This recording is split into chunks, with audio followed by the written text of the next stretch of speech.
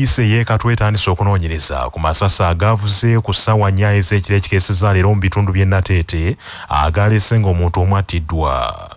Eyakubiddwa amasasi ye Majitu Mugwanyo w'emyaka 43 mutuuze ku kyalo Kibumbiro B e Busega mu division y'e Rubaga wano mu kibuga Kampala.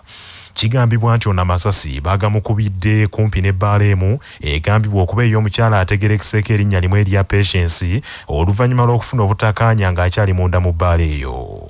Mu mbeera eno nnyini bbaala Patience akwatiddwa ayambeko poliisi mu kunoonyereza kwayo. Poliisi erumiriza nti ono era waakuvunaanibwa n'omusango gw'okugulawo ebbaala mu kaseera kano ng'akimanyi bulungi nti ebbaala zaggalwa olw'okwetangira okusaasaana kwa COVID. Poliisi egambye nti pisto egambibwa nti yakozeseddwa mu ttemu lino ebitundu byayo babisanze mu kifo wabadde ettemu lino era bitwaliddwa ng'obujulizi beyambeko poliisi mu kunoonyereza nga gw'omulambo gutwaliddwa mu ddwaliro okwongera okwekebejjebwa. Amyuka omwogezi wa poliisi mu Kampala n'Emiryano Luke Oyesigire agambye nti bongedde amaanyi mu bikwekweto eby'ekiro okuziyiza obuzzi bw'emisango obufaanana bwe buti. Kunoonyereza okulaga nti omuntu ono yakubiddwa amasasi oluvannyuma lw'okubaako n'okuwanyisiganya ebigambo n'omuntu omu atannategeerekeka okuva ku bbaala y'omukyala gwe bayita Patience. Ono Patience yakwatiddwa era nga poliisi yakumugulako emisango emirala egy'okuba nti naggula ebbaala kikootana n'ebiragiro ebyaweerebwa minisitule y'ebyobulamu. Ng'Obuganda bweteekerateekera okujaguza amatikkira aga Ssaabasajja Kabaka ag'emyaka 28 ng'atudde ku nnamulondo y'abajjajjaabe. Omwami wa Kabaka ow'essaza Butambala Katambala Haji Sulaiman Magala yeeyanzizza nnyo Maasomogi olw'omulembe guno Mutebi okusiima n'agukwasa abavubuka ekiyambye mu kunnyikiza enkola y'emirimu mu Buganda. Katambala Sulaiman Magala agambye nti omulembe guno Maasomogi okukwasa abavubuka akabonero kankukunala akooleka nti ebiseera bya Buganda eby'omu maaso bitangaavu n'asaba abavubuka byonna gye bali beetike eddimu eri abakwasibwa bazimbe ennyaffe Buganda. Ssaabasajja Kabaka tumwebaza era tuli basiimu. Bwe yakwata omulembe guno n'aguwa abavubuka ekyo kyali kiwa omusingi omugumu obwakabaka bwattu olw'ensonga nti yalengera gye bulaga nga buyina okubeera nga bugenda busika omulembe gusika gunnaagwo. Kakati no bajjajjaffe baba babutuusa we babutuusizza. Kakati ate naffe twagala tukole ekisoboka kyonna okulaba nga tetulina bwe tubutuusa. Batabani baffe n'abazzukulu ate basike okuva gye tuli nga balina bwe batandikira. Mu mbeera eyo obwakabaka tubulaba nti bulina gye bulaga. Nabwe kityo Kabaka okuwaata omulembe n'agutuwa ng'abavubuka kituyambye nnyo. Ate ekyo kiyambye okubeera nga bunnyikidde naddala mufe abavubuka. Katambala Magala Sulaiman yeeyanzizza beene mu nteekateeka ez'ebyobulimi zaaleetedde abantu be mu myaka 28 omuli n'enteekateeka eyamwanyi terimba ewumeddwamu omutwe Katikkiro Charles Peter Mayiga n'agamba nti yambye nnyo Butambala okukyusa embeera z'abantu era bangi bongedde n'okuwagira emirimu gy'embuga. Ebyobulimi Bokajefu yazzibwa engulu. Ekyamazima kiri nti mwanyi terimba Owekitiibwa Charles Peter Mayiga gy'atambuza mu nsangi zino tukoze bulungi. Abantu tebalese kyekimu. Nze wange musaze ly'e Butambala njagala okubategeeza abantu beenyumiriza nnyo mu maanyi Katikkiro g'atadde mu mwanyi terimba. Abantu abakubiriza okwerwanako era nsuubira tutandise okubeera nga tufuna ebibala bya ntuuyo za Katikkiro naddala ng'ayitira mu mwanyi terimba. Katambala era agambye nti mu myaka 28 essaza Butambala lyongedde amaanyi emirimu gy'Obwakabaka naddala ku mbuga y'essaza n'embuga zonna 5 ez'eggombolola z'Obwakabaka omuli okulima n'okulunda. Amatikkira ag'omutanda ag'omulundi guno gagenda kukuzibwa ng'ennaku z'omwezi 31 guno ogw'omusanvu mu lubiri lw'Enkooni mu ssaza Buddu. Abakulira ebyobulamu mu disitulikiti y'e Mubende basobeddwa tebakyalina ambyulensi etambuza balwadde eyaliwo yafadda. Sebuufu baana ba Kintu.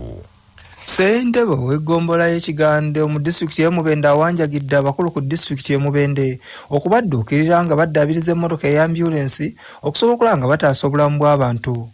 Muzola Aaron Ngono ssente w'eggombolola y'Ekiganda ategeezezza nti baalina emmotoka eya ambyulensi esomba abalwadde okubajja mu bitundu bino okubatwala mu malwaliro ag'enjawulo okufuna obujjanjabi naye eno yayonooneka dda. Ekintu ky'agambye kikaluubirizza nnyo obuweereza naddala mu by'obujjanjabi mu kitundu kino. Agasseeko nti emmotoka eno senga ebeera eddaabiriziddwayo akubayamba bya nsusso okusaabaza abalwadde naddala mu kiseera kino ekyakanaayo kyani ekirimu obulwadde obwa ssennyiga omukambwe kyagambye nti kino kikaluubirizza nnyo embeera era bw'ati kwe kuwanjagira abakulu ku disitulikiti omubende okuli akulira abakozi wamu ne ssente wa disitulikiti okulowooza ky'okuddaabiriza emmotoka eno bataase obulamu bw'abantu mu kitundu kino. Yagenda okugenda nga ambyulensi azikwasiza kaawo mu mannya g'eggombolola.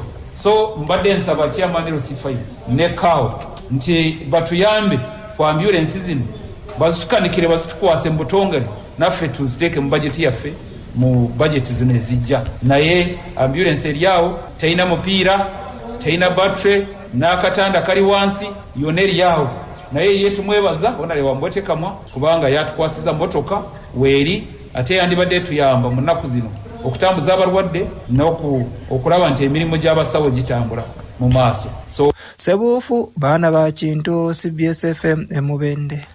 Bassentebe b'ebyalo abawerera ddala 42 mu ggombolola y'Emitete mu disitulikiti y'Essembabule baweereddwa ensako yaabwe kyokka ne bakiika ensingo olwa gavumenti okubawa obusuluuju bw'ensimbi nga baagala obusimbi buno bwongezebweko.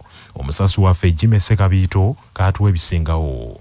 Gavumenti eno ewa bassentebe b'ebyalo buli mwaka akasiimo kaabwe ka mitwalo 12 nga ku kino kitegeeza nti buli mwezi babawa omutwalo gumu era ku luno bassentebe ab'omu luka gw'Emanyama abawerera ddala 17 ezaabwe zibaweereddwa Kyebongotoko, ab'omu luka gw'Emitete nabo 17 ezaabwe bazifunidde ku Kiteewuluzi Emitete so nga ne bassentebe abale 12 ab'omu luka gw'Ekasambya ezaabwe bazifunidde Kibengo. Bassentebe bano newankubadde basanyufu olw'okufuna ensako eno bagambye nti siba mativu olw'okubanga ntono nnyo ate nga ejja omulundi gumu mu mwaka ne basaba ministry eya gavumenti ez'ebitundu awamu ne parliament ko n'abalabe kikwatako okubalowoozaako zongozebwe olw'ensonga nti bakola emirimu mingi nnyo ku byalo byabwe. Nsaba minister wa local government, parliament n'abantu bonna abateekateekera eggwanga okulowooza ku kasiimo kano kubanga abantu bano be bateekesa amateeka gonna mu nkola agava ku national paka wansi. Tusaba baddemu balowoozebweko ku kubongeza ku nsako yaabwe at least babenga bongezebwa akatono akasobola okubanga babawa amaanyi agasobola okuteekesa ebira naye bateekesa ebiragiro mu nkola eby'abantu abafuna billions eza ssente z'omusolo. So bafuna emitwalo 12 olabye danga ngolaba omuntu azifuna naye nga si mu mativu n'ekyo kyafuna. Nze Jimmy Sekabiito ku lwa CBS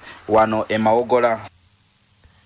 Mu mbeera y'emu bassentebe b'ebyalo 50 mu ggombolola y'Ekyesiiga mu disitulikiti y'e Masaka bafunye ensako yaabwe ya buli mwaka ya mitwalo 12. Omusasi waffe Sozi Ssekimpirwazi kaatuwa ebisingawo. Sozi Ssekimpirwazi tunaamufuna gye bujja.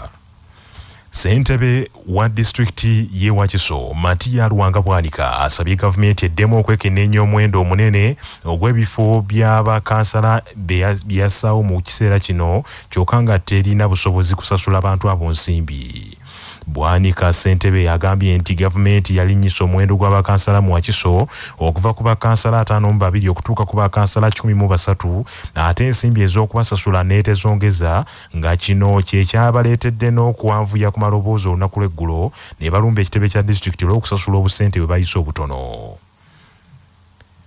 Abakiise batabukidde ne sipiika waabwe Najja Nasiifu ne bamulumiriza nti tabalwaniridde ku nsonga zaabwe ezikwata ku nsako gye balina okufuna.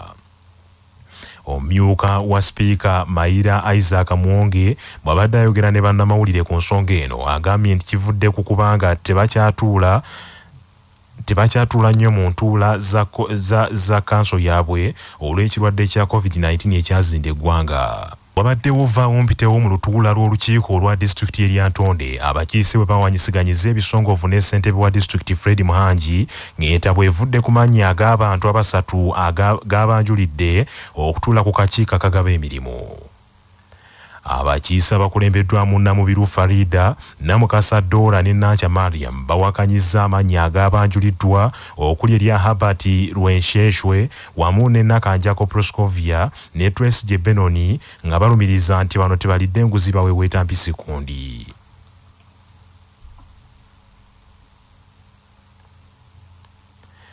ssentebe wa disitulikiti erya Ntonde Fred Muhangi alumye n'ogwengulu okumatiza abakiise okuyisa amannya ago. Akulira abakozi n'ebyemirimu mu disitulikiti erya Ntonde Kaawo John Byetungura awabudde ku nsonga eno, wabula oluvannyuma abakiise bakaanyiza ne bayisa amannya ago wadde nga bamu ku bo bazizza okulonda. Bannaffe n'ekyo ge mawulire okuva mu bitundu bya Buganda. Sigala naffe ku CBS FM ey'obujjajja, tunaddingana edda.